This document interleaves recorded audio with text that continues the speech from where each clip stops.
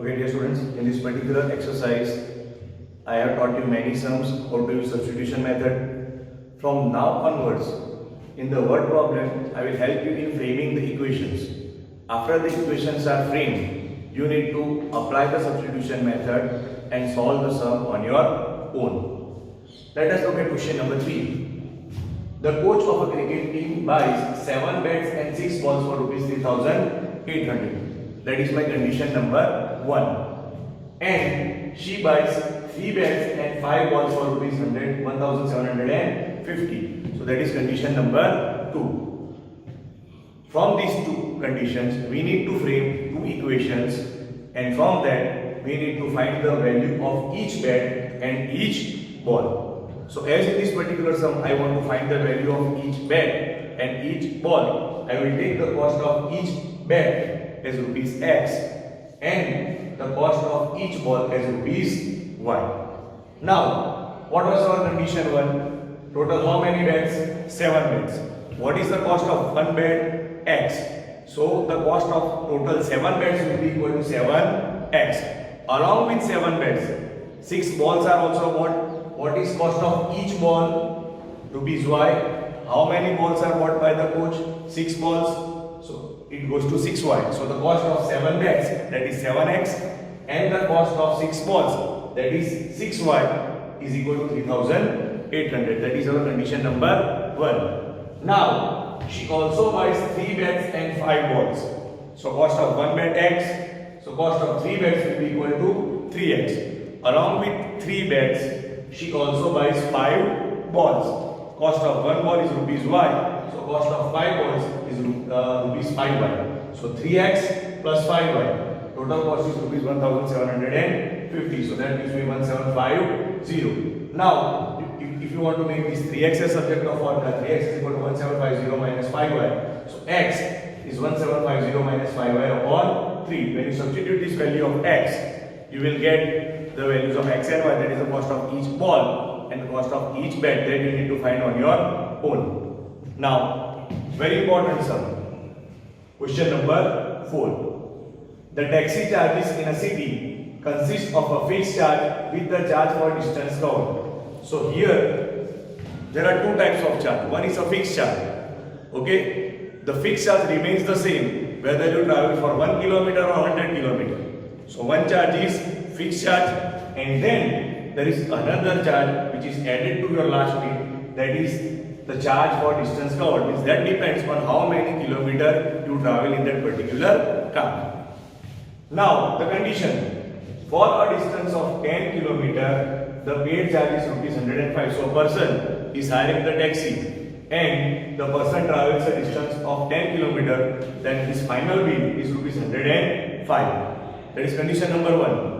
And for 15 kilometer, now if a person is traveling 15 kilometers instead of 10 kilometer, then the total charge is rupees 155. So using this data, I need to find the fixed charge and the charge per kilometer.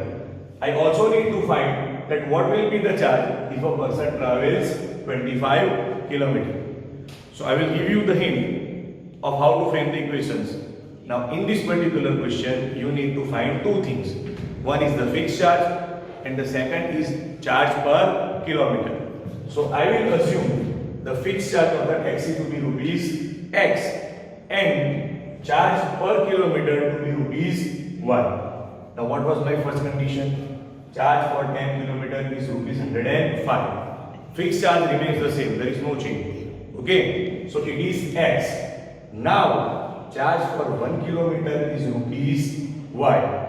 A person is traveling 10 kilometer, so it will be 10y. So this fixed charge, that is X plus n into y. What is the total money paid? 105. So charge per kilometer means charge for 1 kilometer is rupees y. So charge for 10 kilometers is 10y. So x, that is the fixed charge, plus 10y, that is the charge for traveling 10 kilometers. The total is 105. So I got the first equation as x plus 10y is equal to 105. Now, if a person is traveling 15 kilometers, charge for 15 kilometers rupees 155.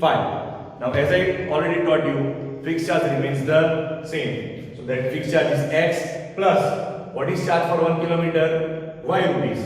Now a person is traveling 15 kilometer, so x plus 15y. What is the amount paid? 155. So now second equation is x plus 15y is equal to 155. Now if I make this x subject of formula, I will get x is equal to 105 minus 10y. When you substitute these values, okay, you will get the values of x and the value of y. That is the fixed charge and the charge per kilometer. You also needed to find one more thing, that is the charge for 25 kilometer. So how we will find the value?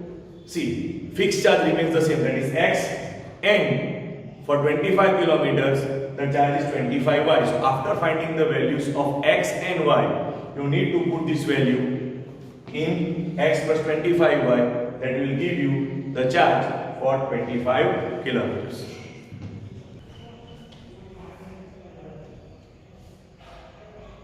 Okay, dear students, let us continue our exercise 3.3. Question 3, it's question number 2. Question 3 is question 1, we saw yesterday. Now, what is the condition? The larger of two supplementary angles exceeds the smaller by 18. So, there are two angles which are supplementary to each other. The condition over here is that the larger angle exceeds the smaller by 18 degrees. We need to find them. That means the two angles. Now, when you look at the sum for the first time, you will think that only one condition is given, that the larger angle exceeds the smaller by 18. But as I have told you previously, to solve linear equation in two variable sums, you need at least two equations. So, dear friends, there are two conditions given over here. The first condition is that the angles are supplementary. So first of all, we will do the supposition part. We need to find two angles. We will assume that the larger angle is x and the smaller of the two supplementary angles is y. Now as two angles are supplementary, go to flashback. You have learned about the concept of supplementary angles and complementary angles. If two angles are supplementary means the total of those two angles is 180.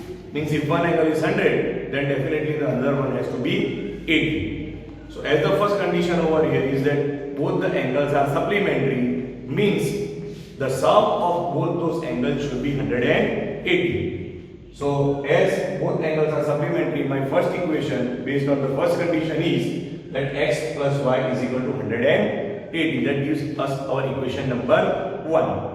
Now, the second condition, the larger of the supplementary angles exceeds the smaller by 18. So, larger angle is greater by 18 than the smaller one. That means the difference between the larger angle and the smaller angle is 18. So, that means x minus y is equal to 18. So, we have our two equations.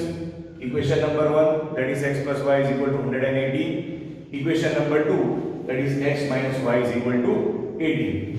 Now, if I make this x subject of formula, I will get x is equal to 180 minus y. I will substitute this value of x in our equation number 2. What was our equation number 2? Equation number 2 is x minus y is equal to 80. So instead of x, I will substitute 180 minus y is equal to 80. Now minus y gives minus 2y, and when you subtract 180, when you take it on the right hand side, so 18 minus 180 will give you minus 162. So I can neglect minus sign from both the sides. So 2y is equal to 162. That gives me the value of angle y as 81. Now as you get the value of any one variable, it becomes very easy to find the other. You can substitute this value of y in either equation 1 or equation 2. Here I have put this value of y in equation number 1. What was our equation number 1? Equation number 1 is x plus y is equal to 180. But the value of y is 81. So I will get x plus 81 is equal to 180. So when I take this 81 on the right hand side, it subtracts from 180. So the value of x will come 99. So in short, the two angles that we needed to find, that is the values of x and y, are 99 and 81 respectively. So the two supplementary angles according to the condition in the question should be 99 degree and 81 degree.